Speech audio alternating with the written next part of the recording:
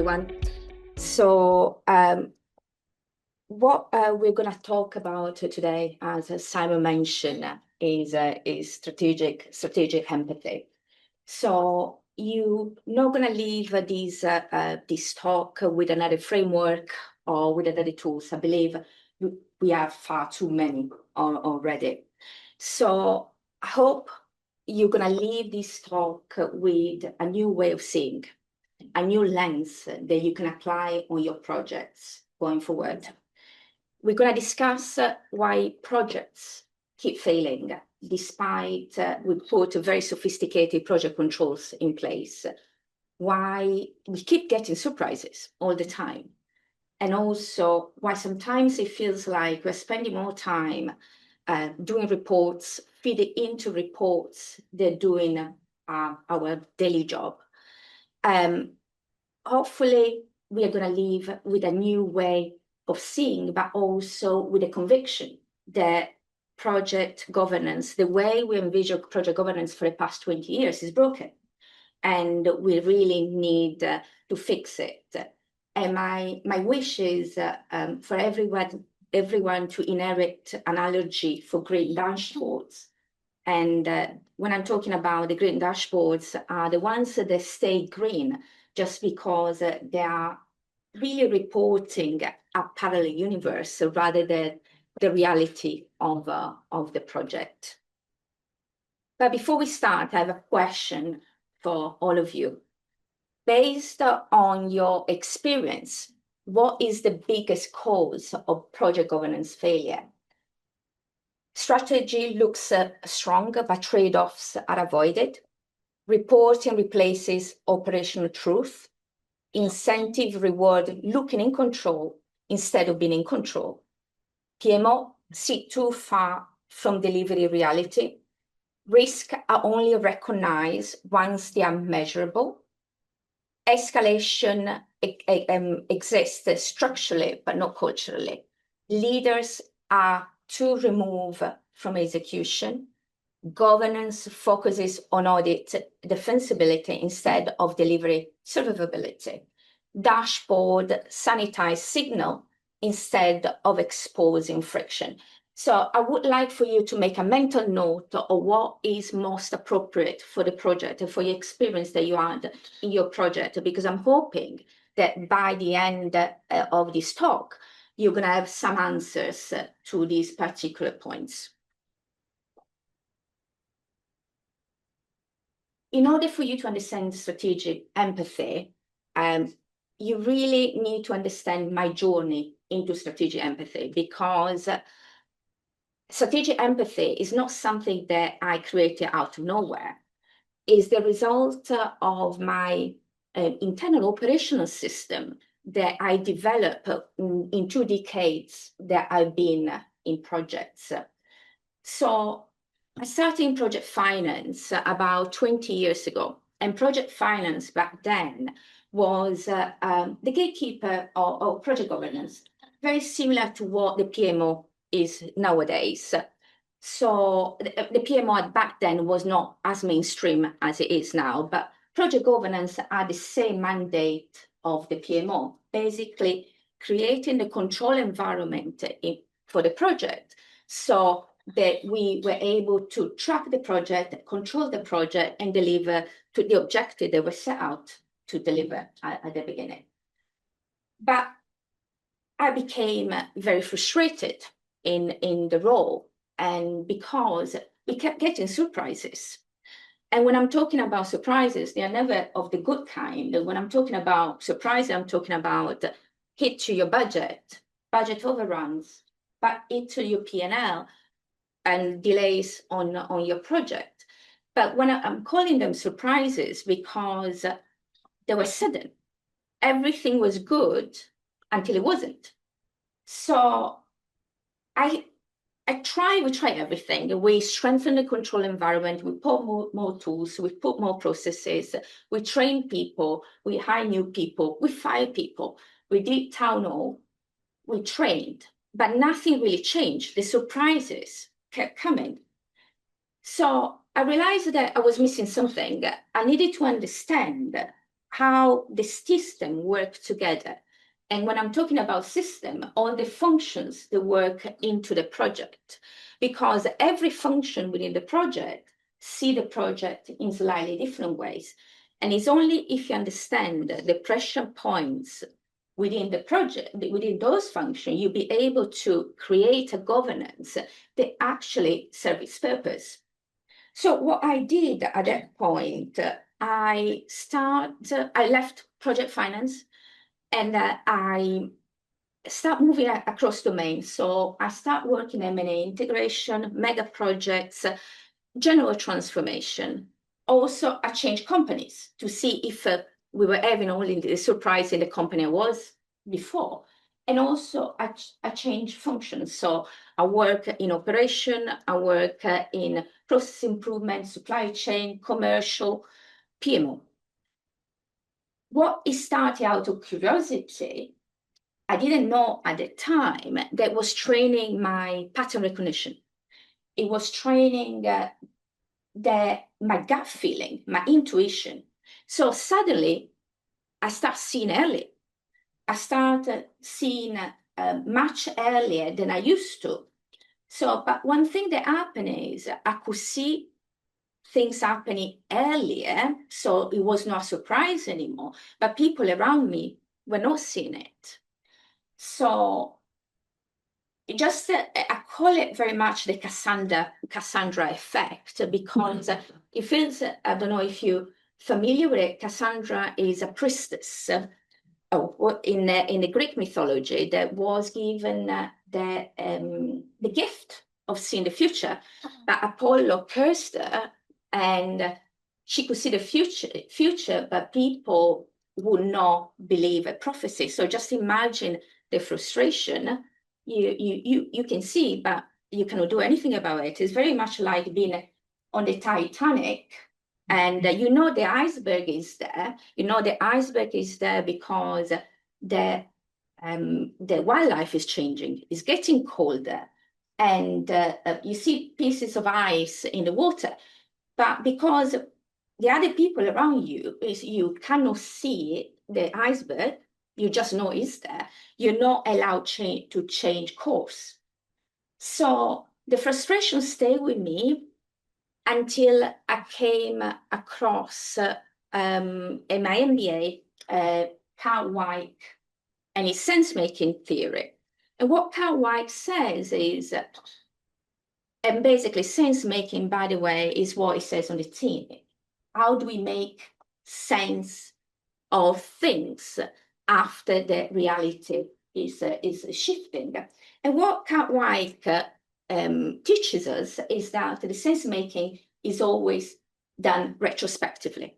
So we do not learn when the reality is shifting. We learn after it has shifted. There is a trigger, and we start the sense-making process retrospectively. So, and that's very much what happens in our governance, in our project governance. We don't learn when the reality of the project is shifting. Usually there is a trigger, the surprise, and then we start making sense of things in post-mortem, lesson learned. And let's be honest, we don't learn very often. So, and in the body of work of Carl Weick, there is a specific paper, the Mangold tragedy, really. And the Mangold is a place in Montana where in the 40s, there was a group of firefighters that they thought they were going to do an exercise. But then the exercise changed and turned into a true wildfire. So what happened was the team leader understood the circumstances, the assumption, the reality changed. So he did an escape fire and he saved himself. The rest of his team did not realize that the assumption changed, that it was not exercise anymore. It was a real fire. And they carry on when the prior assumptions. And as a result of it, most of them, unfortunately, died. And that's very much how I felt, and perhaps you as well, at some point in your career as a project manager or stakeholder into project, you saw the reality shifting, but the people around you did not see it. So the concept of strategic empathy comes from that. How can we help other people to see when reality is shifting so we can act when we still have optionality in the projects? So, and that's very much where it takes us. Why strategic empathy? Project governance provides hindsight instead of foresight. That's what we've discussed so far, is all the concept of sense making and how that we make sense of things always after the event, always in retrospect. And our project governance works very much following the same sense-making pattern. Projects are in constant flux while project governance is static. Our project governance is static, standardized. So the projects in reverse are in constant motion. They change all the time. Most of the time I compare our projects to a river because they change. The reality of the project changes constantly. So just think about it. You have a project in constant flux. You have the governance, the static, rigid. So it's very much trying to fit a square peg into a round hole. You need to shave off the edges, the sharp edges, in order to fit into the round hole. And the sharp edges are very much what I call the weak signals. The weak signals are the friction that we see on project, the workaround that we see on projects, all the reality that doesn't actually fits into our project governance. So we're going to talk a bit more about these weak signals because they make up a big part of our strategic empathy. We have outsourced decision-making to quantitative data. What about qualitative data? So we outsource a judgment to quantitative data because it makes sense, it's safe. It's so much easier to say, if anything goes wrong, I based my judgment on tangible data. It's safe. But one thing that in projects, because in constant flux, if you wait to have all the quantitative data, you run out of optionality. So we need to use the qualitative data, all these other weak signals that we see in the project in order to help with our decision-making process. Because we go into the fourth point, time removes optionality. So you may have 10 options and time 0, and then it's reduced to 5 options, time 1, and so on and so forth. So the sooner you're able to make a decision, the more options you have as a result of it. So this is very much a summary of some of what we've discussed so far. So on the left-hand side, you have the operational reality. And the operational reality, you have design decision, trade-off, capacity limits, uncertainty, assumptions. This is not an exhaustive list, but these pretty much happen in every project. It's not ad hoc. This is the reality of each individual project. And then in the middle, you have the static and standard project governance. So you have templates, status reports, RAG indicator, stage gates, rate logs. We can go on this. But then you have this layer that is trying to translate the operational reality into the governance reporting. So, and all these, when I'm talking about the reality, I'm talking about all these weak signals everything that is too subjective, not measurable, out of scope, we don't have an escalation path. Everything that gets filtered out because it doesn't fit the project governance. And this is very much the element that is linked to our humanity. Because at the end of the day, projects are made by people, for people. So just filtering out, by filtering these out, it means that your dashboards stay green for much longer. But all this messy reality that is our humanity, it doesn't go away. It bubbles underneath it until it surfaces later on as a surprise. And that's the reason why you see the dashboard green and then you have a hit really at the end. So projects, what I'm saying here is projects don't fail suddenly. They fail slowly while reporting stays green. So I believe many of you have lived this moment. So you have a major hit to your project. So it can be a cost overrun, it could be a project delay.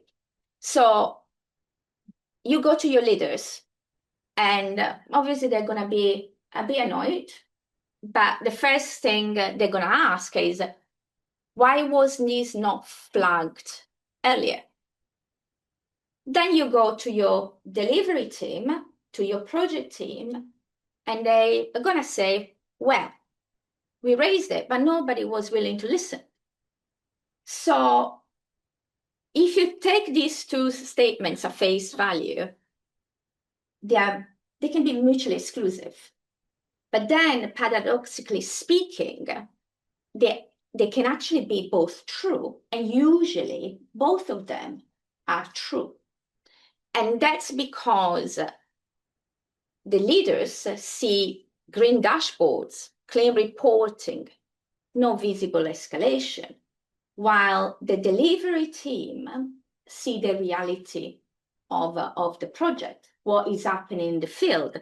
So they see friction, they see workaround, and they attempt to escalate. But because our project governance, as it is now, does not allow for these weak signals, these humanity, what is happening in the project to surface, the signal breaks. And that's what you see in the middle of the page. The signal breaks, so the escalation doesn't go all the way through. So what I'm saying here is drift begin when signals cannot travel. So you have the leaders, they think that has not been escalated, while our teams, our project team, thinks they actually done it. So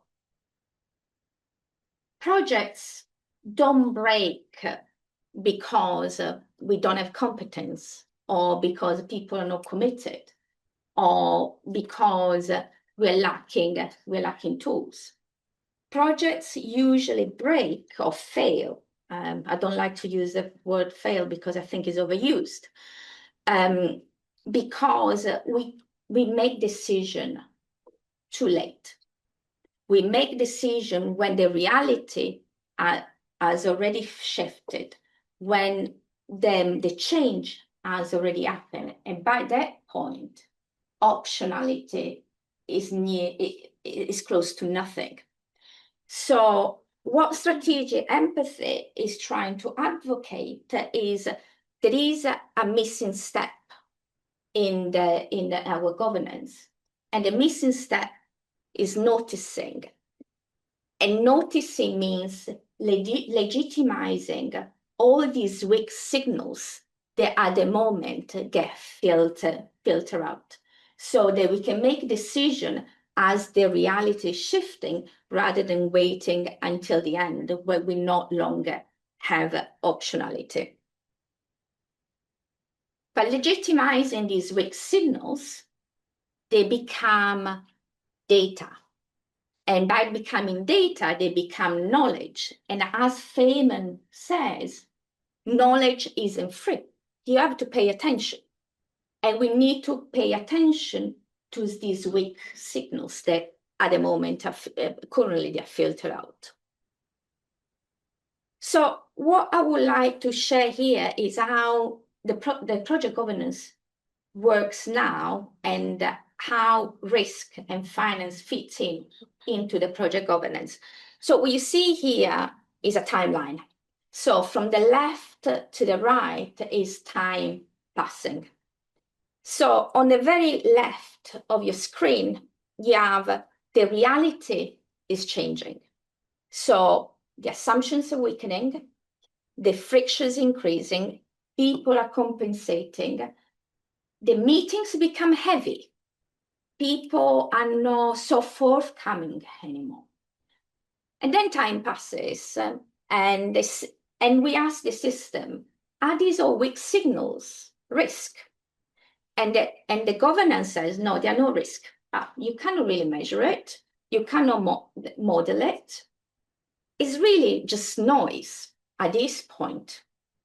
So, and then time keep passing, and eventually you have a variance in your data. And then the forecast gets revised, and that's when the finance wakes up. And but at that point, too much time has passed because the data has hardened, hence the optionality is no longer there. So you may not have that many options to reverse your variance, or you may have to pay a lot of money in order to do that. And what you see on the far right is that the optionality collapses. So you have escalation, mitigation, post-mortem. So if you look at this wording, it's very passive.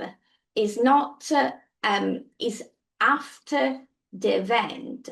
So what we need to do is trying to shift our decision-making much earlier in the process. So what I'm trying to say here also is both systems respond after reality has already shifted. So it's nothing wrong with the risk and finance. They're just not proactive enough. And then that's where basically is the diagram that summarizes what is actually happening in our project governance nowadays. So the weak signals appear. So when we're talking about weak signals, we're talking about friction, hesitation, workaround, weakening of assumptions. The signals are filtered out, as I mentioned, because they are too subjective, they are inconvenient, or they are not measurable yet. So at that point, only what survived is reported. So after we do this filtering, only what survived from that exercise is reported. Reports reassure.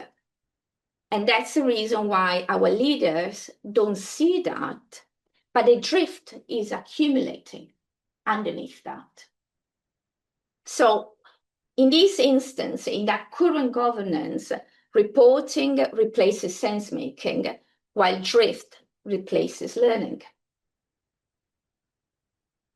So far, we discussed everything that is going wrong in our project governance, in our current project governance. What I would like to discuss now is a new way of seeing, a new way to approach project governance. So organizations think they know themselves. In reality, what they know is the numbers.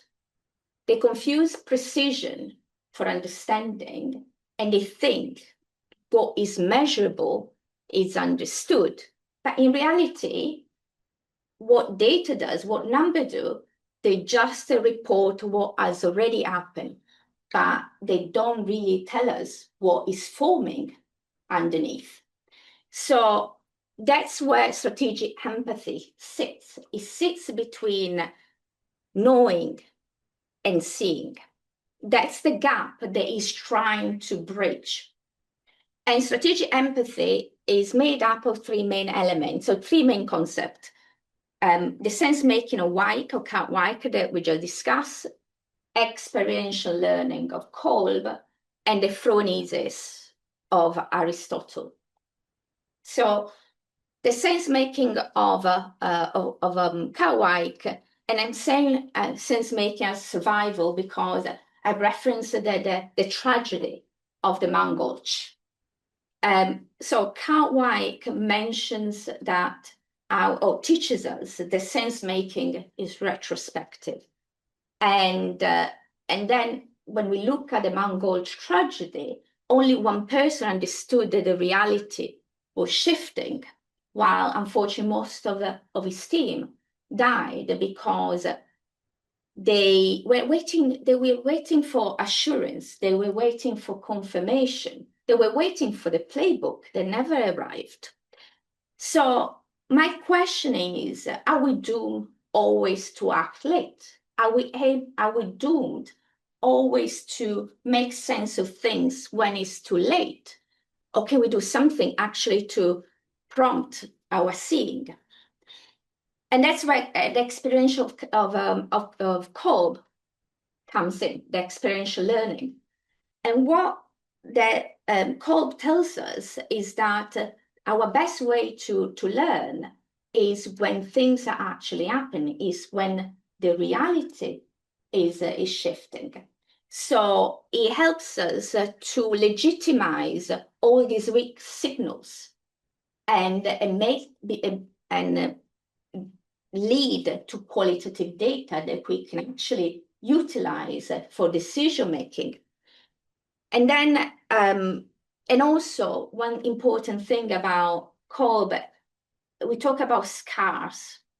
We talk about the scars of a project, and scars usually are a sign of failure. You get scars after you fail. But what Kolb teaches us that actually the scars is the system remembering how to learn. And finally, we have the phronesis of Aristotle. And Aristotle distinguished between three elements. Episteme, that is the theory, techne, that is the technical capabilities, and there is the phronesis, that is wisdom in context. So if you look about the literature, if you look about the teaching of project management, we have a lot of episteme theory and technical capabilities. We have a lot of tools, we have a lot of processes. But what we are really missing is wisdom in context. So is the ability to make a decision, take everything that is at our disposal to make a decision at the right time. So what strategic empathy does, it puts perspective back to project governance. So it doesn't have to be retrospective. And also it teaches our leaders that to notice when assumptions are weakening, to notice when alignment is performative, to notice when we do a lot of workarounds. So it's the art of noticing so we can act earlier. So this is the same process flow that I mentioned before, but this time is when strategic empathy is being applied. So you have the same signals, the weak signals, the friction, the hesitation, the workaround. But now the signals are not noise anymore. They're being legitimized. They are being entreated as data, not as noise. So at this point, a shared sense is formed, an early commitment is made, and governance is adjusted as a result of it. So we move from sense-making replaces reporting to learning replaces drift.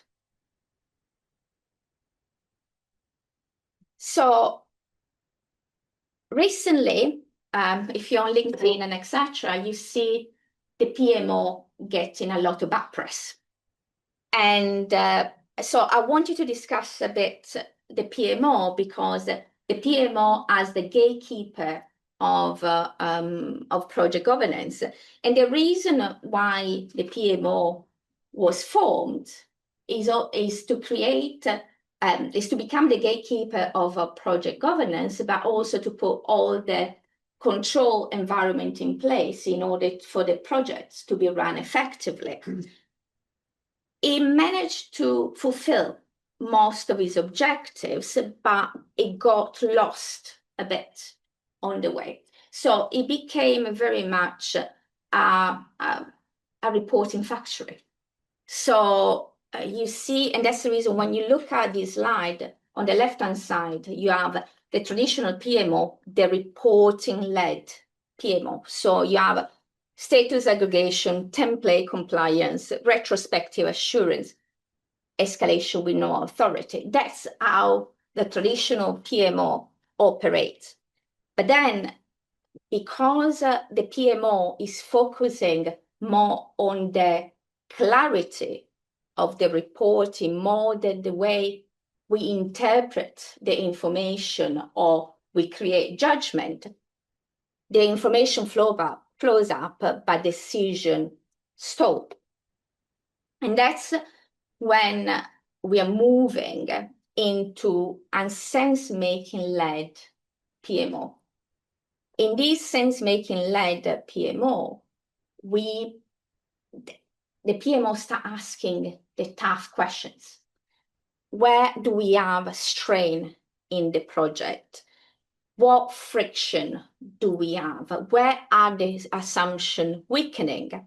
So the task become more signal amplification, assumption testing, early decision framing, authority alignment.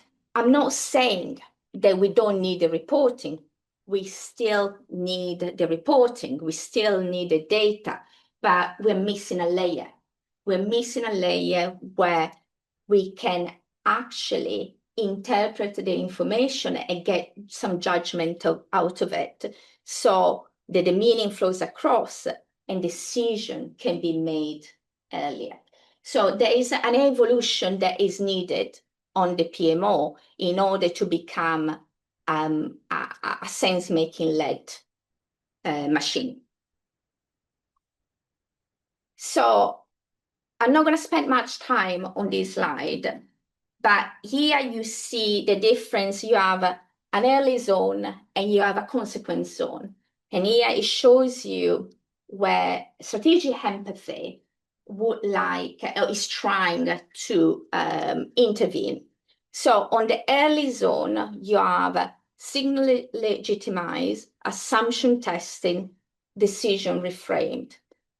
On the consequence zone, you have variance explained, risk escalated, option limited. And that's where the current governance, that's where it operates.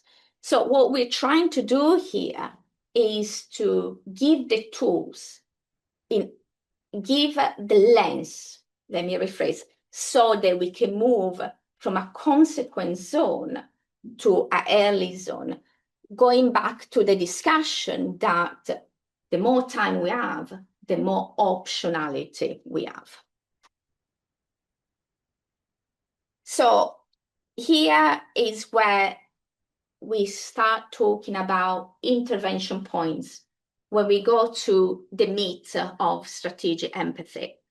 So how can we move from a consequence zone to the early zone? What do we need to start noticing in order to be able to do that? So just think about traditional governance. If there is an issue, if it is not measurable, it's not quantifiable, it doesn't make the risk cut. What strategic empathy is telling us that if you have an issue or friction and it happens in multiple occasions, in this instance, in 3 occasions or more, this is a pattern that is trying to surface. So it's agenda worth it. We need to start paying attention, even if it doesn't make the risk cut or any other tools cut, because you see surfacing in multiple instances is agenda worth it. We need to start paying attention on that. Uncertainty itself. So what we're doing at the moment under the current governance, we escalate only when we have proof. But by the time we have proof, that the reality has already shifted. So we really do not have optionality at that point. So what strategic empathy is saying is that we need to create the escalation path, not after the proof, but when assumptions are fracturing, when the assumptions are weakening. That's uncomfortable, because that means that people will need to start taking decisions with not all the certainty that the proof brings to the table. And then it didn't work. What is being adapted just to keep progress appearing stable? So what happens is when something changes, teams usually adapt. They work harder.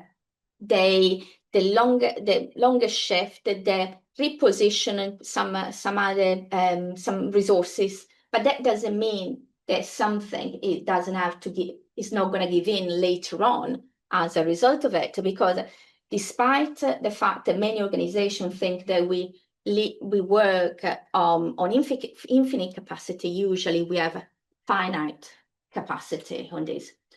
So these ones are 3 potential intervention points where we can start earlier, we can intervene earlier and change the outcome as a result of it, when we still have optionality and when it's not going to cost a fortune. So I know that so far has been quite theoretical.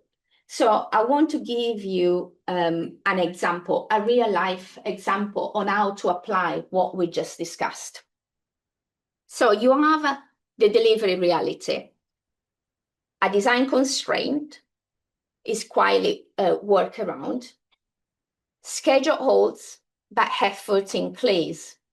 In order to show that we're still on schedule, the effort needs to increase. Teams compensate to keep progress moving, risk log as monitoring. It happens all the time in every project.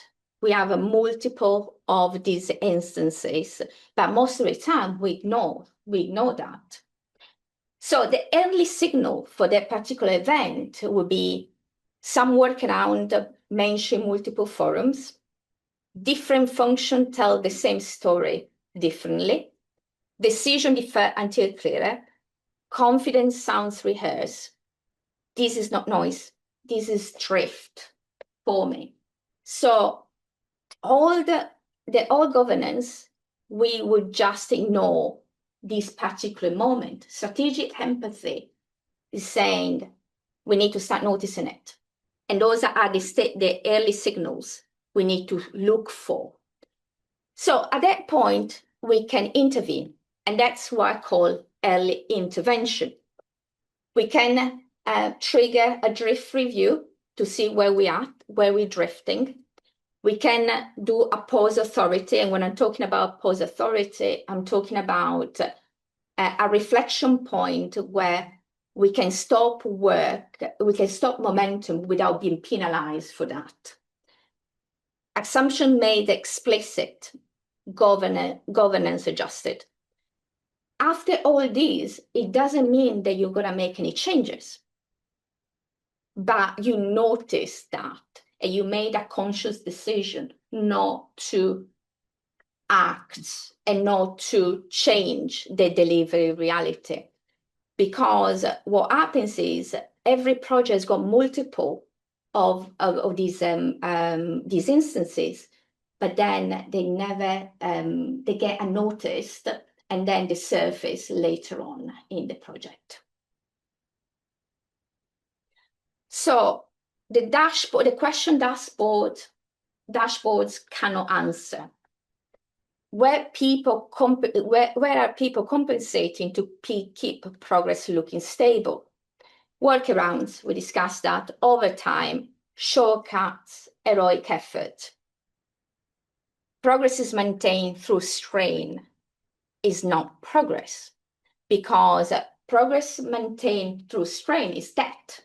At some point you have to pay it, because if you repurpose your resources, or if you change the way you're doing things, something else is given in. You know that. You can choose to ignore that, but you know that the iceberg is there.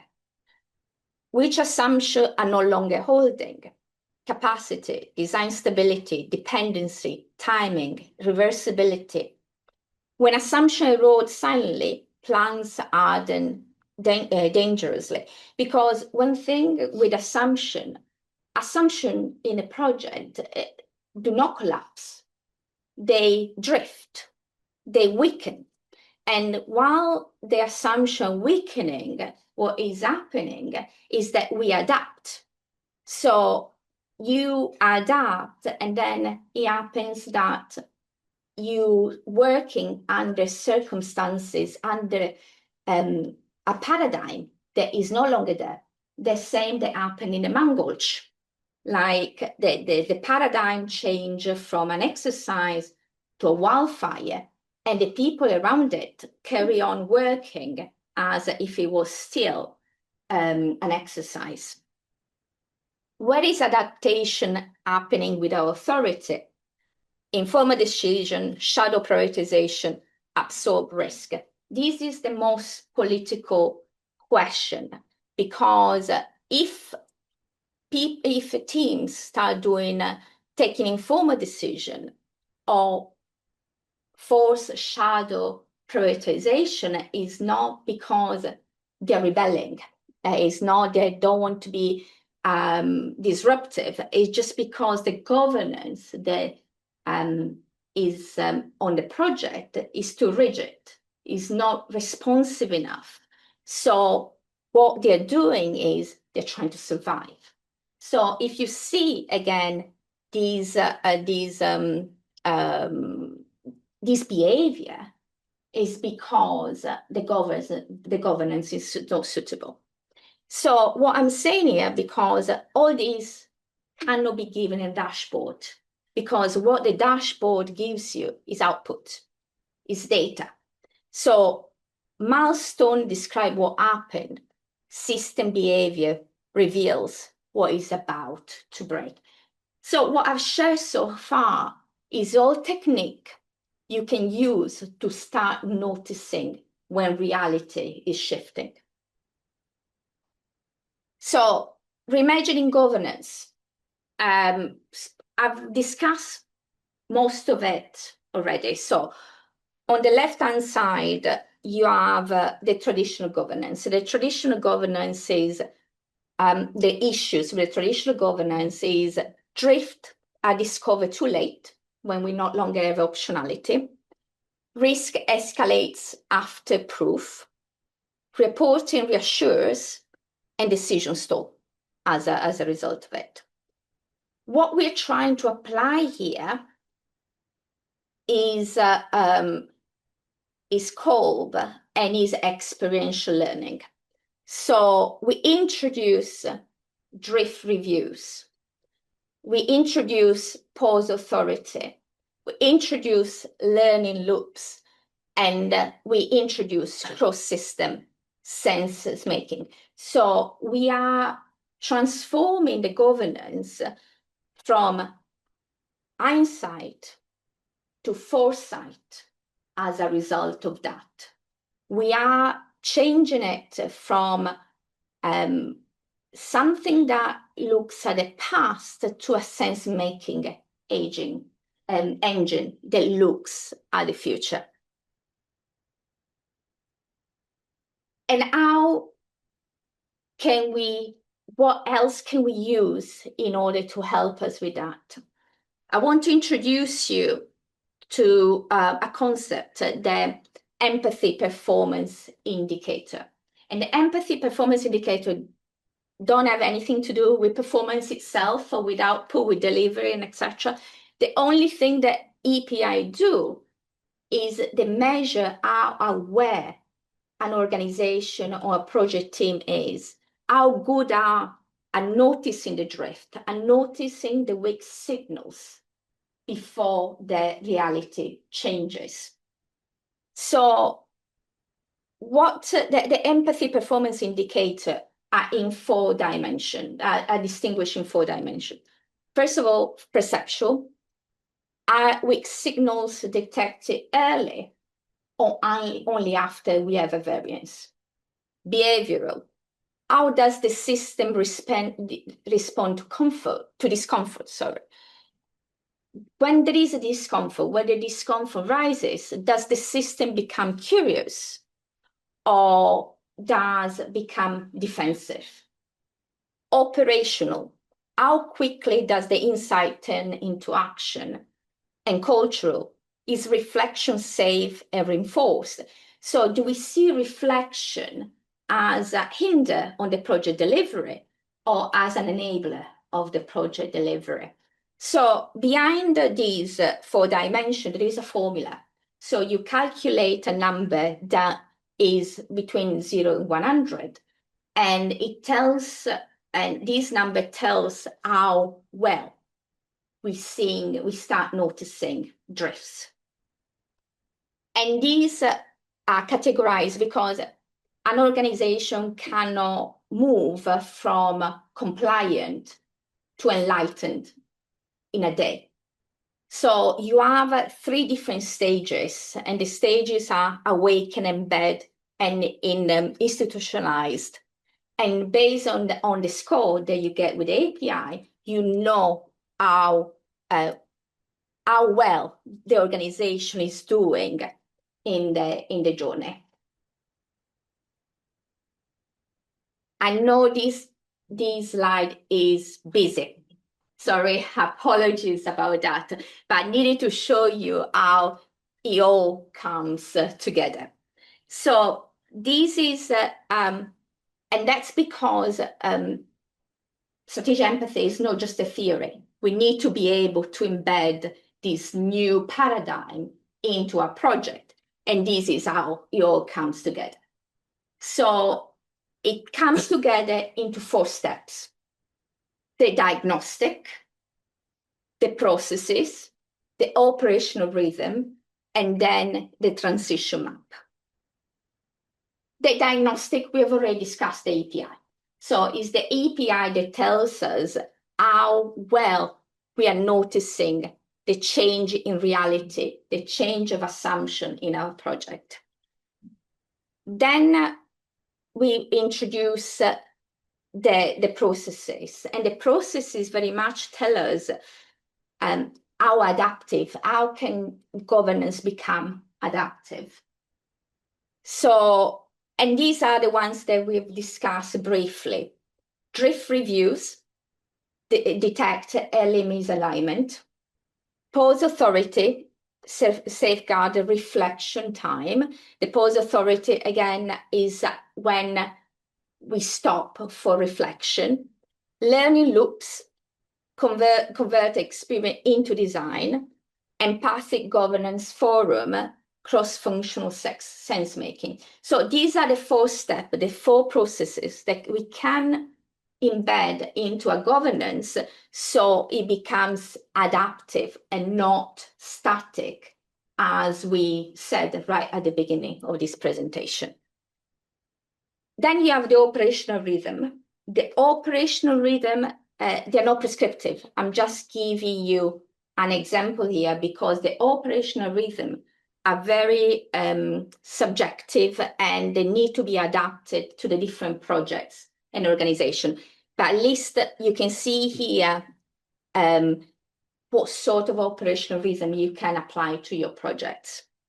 So, for example, weekly, surface week signal pulse, monthly, translate perception into action, drift review, quarterly, quantify sensing capability, EPI review, and then biannual cross-functional coherence governance forum. Again, these are just an example, but at least you see how you can embed that in your project governance that you have currently. And then you have the transition map. As I mentioned, you cannot move from a compliant governance to enlightened governance overnight. And here it gives you the different stages, because strategic empathy is not just at a workshop. It's not that you go into a workshop and that's it. Strategic empathy is a recurrent methodology that you need to apply in order to start noticing. So you move from awaken urgency reflex to reflection habit, to embed compliance to learning rituals, and then you institutionalize reactive correction to proactive correction. Again, that's where you're moving from an insight governance to a foresight governance. Why this is hard? And it's all well and good to explain the theory behind it, but this is extremely hard to embed into any organization. It requires acting before proof. Strategic empathy asks leaders to intervene when evidence is incomplete and to own the decision openly. I don't know if you remember what I said right at the beginning. We want data because we can outsource the judgment to the data. So if anything goes wrong, it's not us, it's the data that is wrong. Here we are saying, well, we need to act before we have all the data. We need to act when it's uncertainty, and we need to own it. And we're going to use all these weak signals, what we notice to inform our decision-making process. It exposes power, not just performance. Early signals do not point out usually to technical problems. Usually early signals point out to authority gaps, misaligned incentive, or decision no one wants to revisit. So you're basically putting a mirror up onto an organization, onto leadership, but not everybody wants to see the mirror. Not everybody wants to see the flaws of the organization, of the leadership. So, and that's the reason why I call it strategic empathy. Empathy is not a soft skill in this instance. We need to apply empathy onto ourselves to allow ourselves to see and to see our flaws as a result of it. Only if we see our flaws, we can correct them. It breaks the comfort of good reporting. Good reporting comforts us. It gives us control, even though it's just an illusion. We think we are in control, but we then have all these surprises, all these failed projects as a result of it. So what I'm saying here, the system may look healthier on paper while becoming less aware in reality. So strategic empathy if it fails, it's not going to fail because it's too soft. It will fail because it's too honest. And what changes for you? That's the end. So what is going to change for you? As I said, you're not going to leave with a bunch of tools, a new framework, and etc. Hopefully, you're going to leave with a new way of seeing, a new way of listening, a new way to intervene, a new way to use your authority in your project, so that you stop listening for performance and you start listening for strain, friction, hesitation, workaround, silence. Your intervention shift from proof to perception. You act when narrative diverge. You act when decisions slow. You act when monitoring appears. And your authority is going to shift. You're not going to carry on asking for assurance. You're not going to just enforce plans, but you're going to be legitimizing as uncertainty and create reflection space. So I want to finish with this note. Strategic empathy doesn't give you more information. It changes what you treat as actionable. Questions? Thank you. Thank you. How would you say most military projects have all the features and problems you've mentioned in terms of technical problems, financial problems, but most of all cooperation, where there might be loads of different suppliers and more than one country involved, say developing a new fighter plane or something which is happening at the current moment? Yeah. Would you say they would be good examples where you could use these techniques to improve things? Absolutely, but you can apply in every project. I work, as I said, in M&A integration. You have a type of project that I work on mega infrastructure projects, mainly oil and gas, but it could be anything that, and heavily engineered, and I work in transformation, and you can apply all this technique, because what is happening with standard project governance, we only focusing on what is measurable. But there is so much that is going on in the field that is not measurable. And that's most of the time is linked to our condition as human and the fact that we work in social construct. So we pretend that we can interact with each other as machines, but we're not. So that's the element that we're missing. And there is not a specific project where it can be applied. It can be applied in every project. Do you need to go and work for the Ministry of Defence? And make an application. Any other question? Well, let me just say that in the online audience, they've been having quite a conversation. Oh, brilliant. And I think broadly speaking, they're recognizing the issues that you're referring to. And I'm hoping that Stephen from IT, as he's called here, might be willing to talk a bit to the things he's been saying. He's made quite a lot of good points from his own 26 years experience. I don't know, Stephen, if you're able to unmute and talk to us.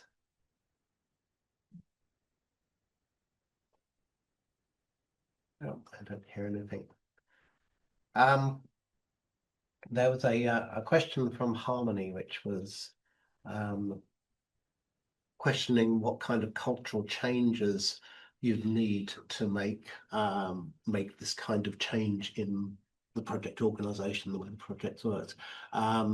It's the things that go wrong are partly to do with, I suppose, the methods and approaches, but also very much the culture.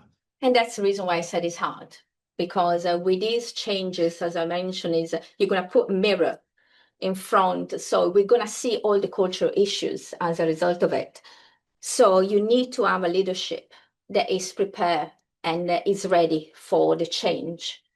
And the culture change is empathy. And that all goes back to empathy. We need to empathize with the fact that we're not perfect, and we need to see our flaws before we be able to change it. Richard, are you able to talk to us and ask an interesting question there? Hello, yes, I can. I'm not actually involved per se in IT or IT related field, but I do chair a small governance board dealing in property management. But what I thought was quite interesting in listening to this presentation, and thank you very much, it was really most enlightening, to be fair. But in an era of AI-driven reporting, which a lot of people are now becoming more reliant on, how can strategic empathy help maintain trust between the project board itself and the delivery teams when decisions are actually based more on data models? Yeah, and that's a very good question, because I thought about it a lot. The problem that we see with AI nowadays, it reinforces more the blind spots than giving us more wisdom. So do you remember when I talk about the phronesis of Aristotle? There is a wisdom in action. That's what we need more of. What AI can give us is more techne, that is the theory, and it can give us more the technical capabilities, and episteme, that is the theory.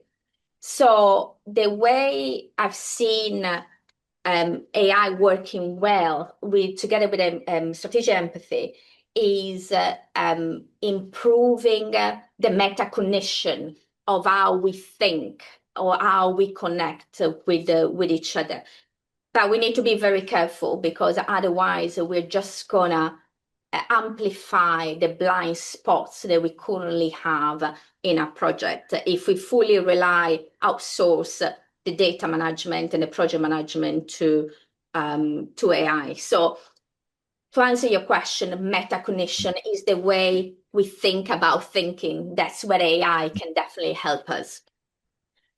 That's great. And one quick question in addition to that, if I may, as the chair of a board, how do I help develop this whole concept amongst other board members of strategic empathy? I mean, are there tools or are there sort of techniques recommended to achieve that? Yeah, and for me, one thing that is extremely important is escalation of uncertainty. Make people comfortable to escalate uncertainty.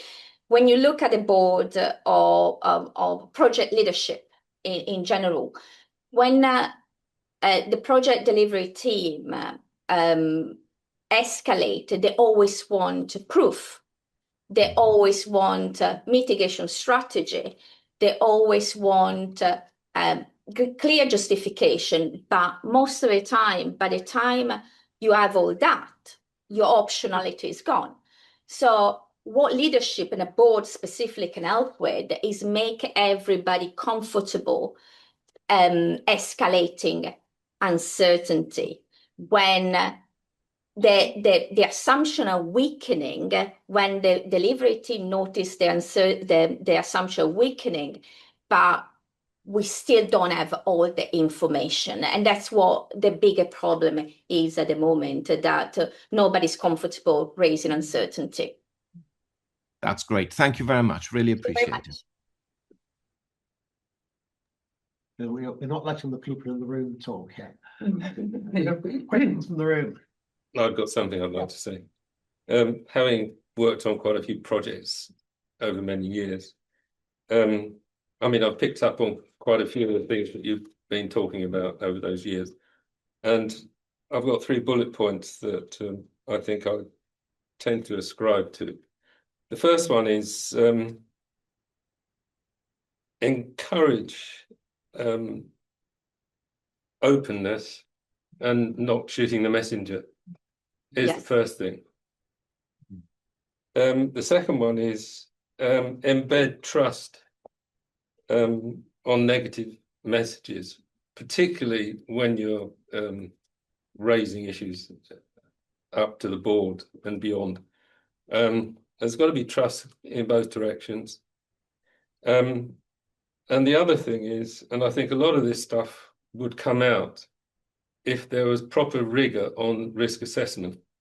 I think risk is glossed over in a lot of cases, and sometimes those risks have a lot of uncertainty about them. You know, a risk ceases to be a risk when it suddenly becomes an issue. And it ideally, you head it off at the crowd before something serious happens. You can't always do that, but I think openness generally is what gets you to come to a sensible end to a project. Absolutely, openness absolutely help, but then at the same time you need a paradigm to allow the openness, because otherwise you end up with the breakage of signal that I said right at the beginning, where the leaders do not see what the delivery team sees. So I do agree that we need openness. With regard to the risk as well, the problem with the risk, I completely agree. Some risk teams work better than others, some processes are better than others. But the problem with risk, you need to be able to model a risk in order to go into a region. That's a necessary requirement. Otherwise, it goes back into the weak signals that we discuss today.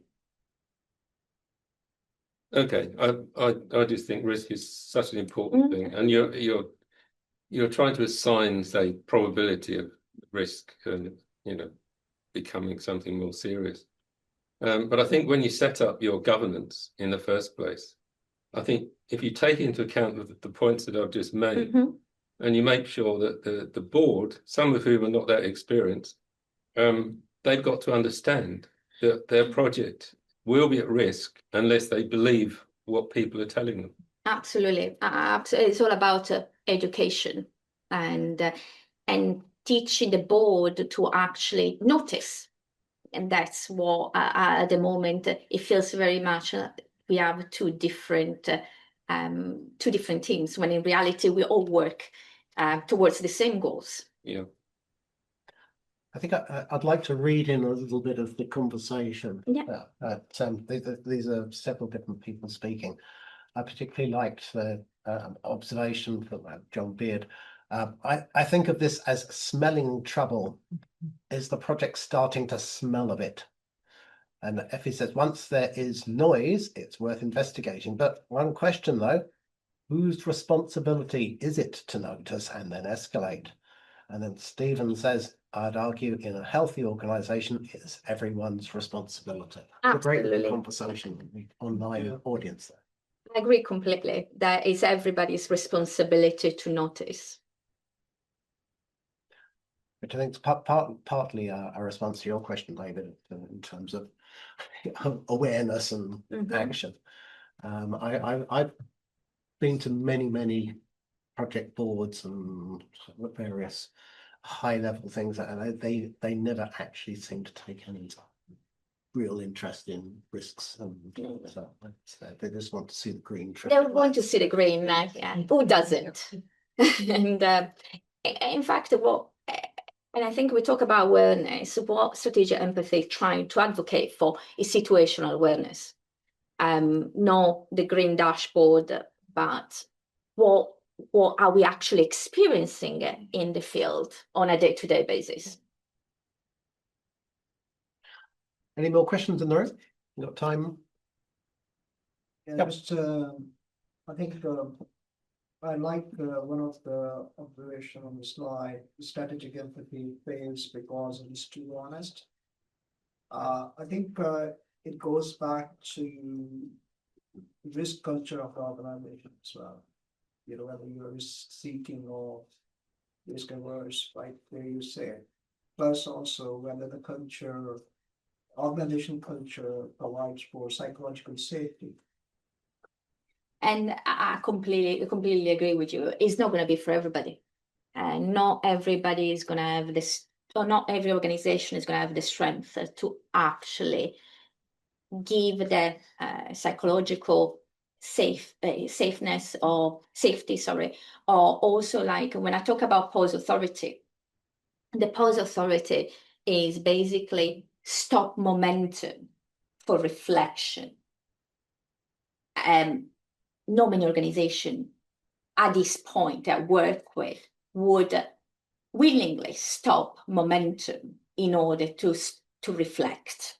So, and that's what I'm saying. The company needs to be there and the leadership, the board, they really need to buy into these before you can roll it out. Otherwise, it just becomes some other nice initiative that never achieves what it set out to achieve. No, I totally agree with you.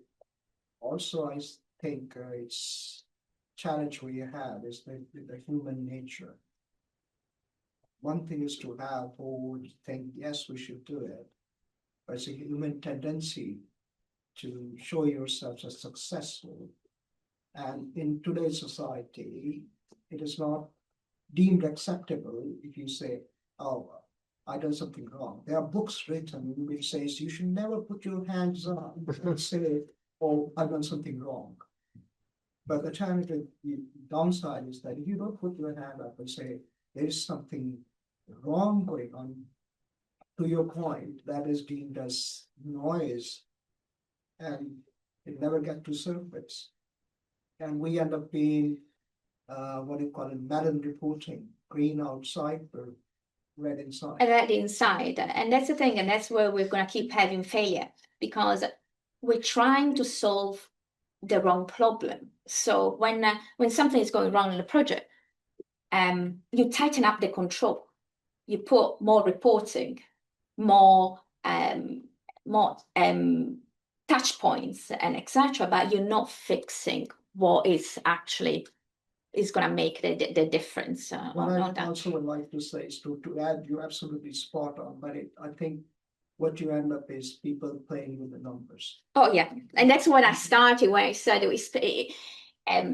I said we're going to talk about reporting, and the fact that some of the time it feels like we're spending more time reporting, massaging the number, they're actually doing our own work. And I think if you've been in a project, we've all done that one way or the other, because we are forced to think that reports need to reassure.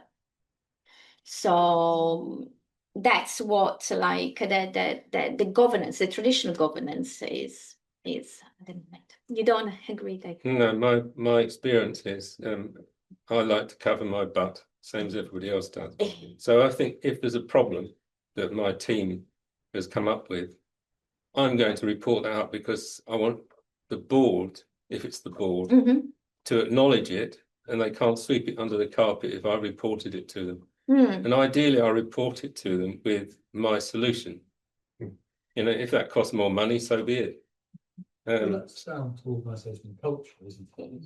Yeah, in a culture which allows you to do that, and it's not, and you're not penalised for that, that's a really good organisational culture. Absolutely. But there's multiple organisations out there. Well, I've done a lot of freelance project management, and I make sure I write that down when I take on a job. You know, they brought me in to sort them out. So, and I say, look, I'm going to be honest, if there's a problem, I'm not going to try and, you know, pedal underwater and not report it. But you've been brought on quite late in the stage when they realise there's a problem. Yeah.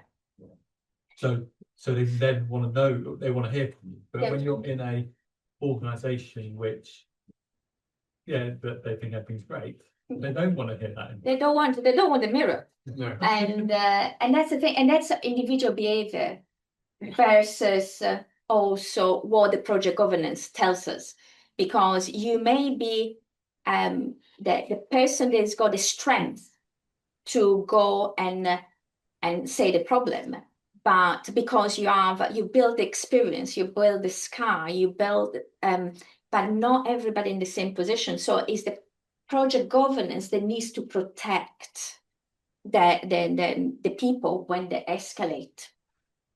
I think it's also down to personal courage. Yeah, like individual courage. But then it should not be down to that. That's where the psychological safety comes into play. That's the slide I put with the break. The break can happen for multiple reasons. The information doesn't flow all the way through. It could be, as you mentioned, a coach of the organization. It could be then how safe do you feel psychologically, and etc. It certainly is cultural, and I think there are some industries and some types of work where it's much more likely people will be open to that. And Stephen mentioned the NHS, but not the IT part of the NHS. The sort of clinical teams very much focused on people raising issues and debriefing and so on. And I'd add to that the aviation industry, where they very much encourage people to be open about any problems that they've got.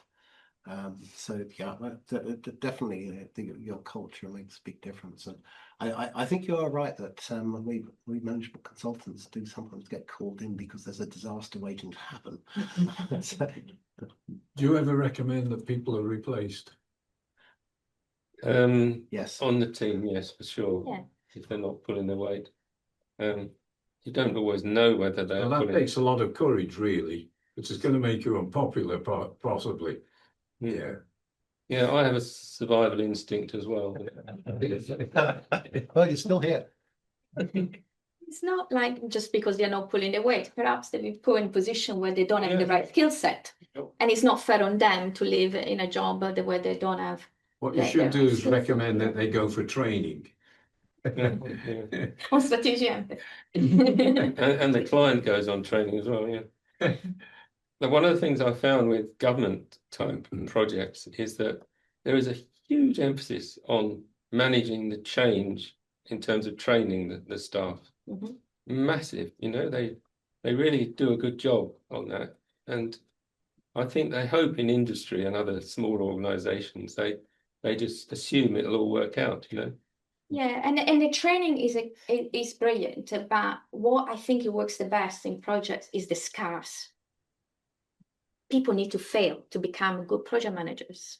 You need to see as much as possible in order to start actually being able to fix things. So training helps, but it's very superficial. You need to have a hands-on. Yeah, sorry, I'm talking about two different types of training. Training to do a project management job. Mhm. Yes, experience is massively useful. And yeah, I've learned through various mistakes. Not mine, but people who work for me. I think Purnima is waiting to talk as well. Purnima, you there? Yes, I am. Can you hear me okay? Yeah, perfect. Hi. Great. So just two things actually. One of them was I experimented with starting my project on red. It was never green until we got almost to the end. And it was actually with the local authority. And it worked pretty well because how do you know that the project's going to be successful even if you feel like it? So if you make it red to begin with, you're going towards the green. So you're focusing on it. And that was actually quite a lot of fun. Maybe not for everyone, but it certainly was for us. And then the other thing I wanted to say is where we're talking about people, because projects, as you said, are really only about people, is if everyone at the beginning of the project, and I think I put that in the chat, does not have the same understanding. Now, I didn't have the right words for it, but I've just been reading the Stephen Covey book, and it's seek to understand. So if everyone in the room on a board understands why you're doing a project, and I've naughtily, not badly, but I've got the Artemis mission thing going on in the background where they're all working towards one mission. Even if things are going to go wrong, they've got the same goal. So having a regular review of, are we still thinking the same thing just because things may be going wrong? Are we still on the same page with everybody on the board is likely to mean that you are more empathetic if things do go wrong because you know where you will want it to be in the first place. And I just think whether it's project managers or BAs, we can highlight it, but maybe just have some generosity in the way that this happens, because we never always know what's going on in the background. Absolutely. And that's what I call, I don't know if you remember in the slide, cross-functional sense making. Yeah. So that's so important to make sure that, first of all, we understand each other's pressure points, and also are we all moving towards the same goal. And it's not, as you mentioned, it's not just a one-off. It needs to be done several times throughout the project life cycle. Yeah, thank you. But everyone, go red.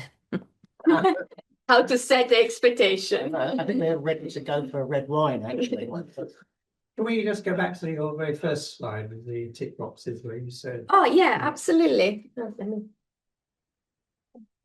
you can give us your view of the answers? Yeah, It's probably all of them. It's a long way back. it's right at the beginning. So the first one was strategy looks strong, but trade-offs are avoided. We discussed that usually we don't notice that in project governance. Reporting replaces operational truth, and we just discussed it even now, like about everything being green, and but in reality everything bubbling up underneath. Incentive rewards looking in control rather than being in control, and that's what we discussed. PMO sit too far from delivery reality. That's the filter of the signal. Risk are only recognized once they are measurable. Escalation exists structurally, but not culturally. And we discussed even like in a Q&A, the culture element of strategic empathy. Leaders are too removed from execution. The two questions with a break. Governance focuses on audit defensibility instead of delivery survivability. And then dashboards sanitize signal instead of exposing friction. So which one is the biggest For cause of project failure? all of them for me. Yeah. All of them. Probably all of I thought you were going them. to say all of them. Yeah. For me, I don't know for you, it's Yeah. based on personal experience, but I put them because I've really experienced them all in equal measure, to be fair. Thank you. Thank you.